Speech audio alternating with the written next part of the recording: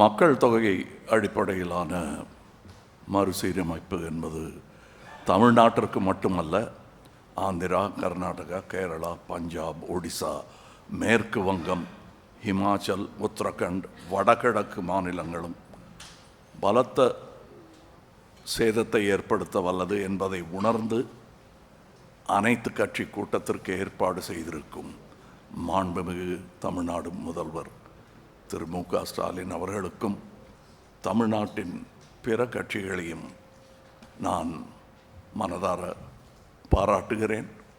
எந்த தேவையும் இன்றி பாராளுமன்ற தொகுதி மறுசீரமைப்பு எனும் பேச்சை யார் கிளப்புகிறார்கள், எந்த நேரத்தில் பேசுகிறார்கள், எதற்காக பேசுகிறார்கள் என்பதும் கவனத்திற்குரியது.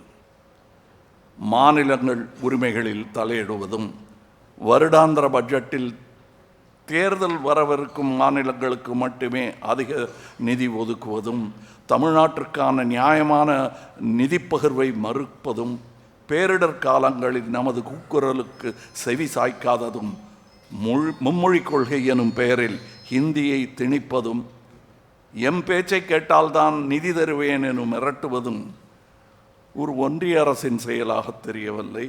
இன்றல்ல, நாளை அல்ல, எப்போதுமே பாராளுமன்ற உறுப்பினர்களின் எண்ணிக்கையில் எந்த மாற்றமும் கொண்டு வராமல் இருப்பதே ஜனநாயகத்தையும் கூட்டாட்சியையும் இந்தியாவின் பன்முகத்தன்மையும் காக்கும் என்பதே ஒரு இந்தியனாகவும் தமிழனாகவும் மக்கள் நீதி மையத்தின் சார்பாகவும் வலியுறுத்துகிறேன்.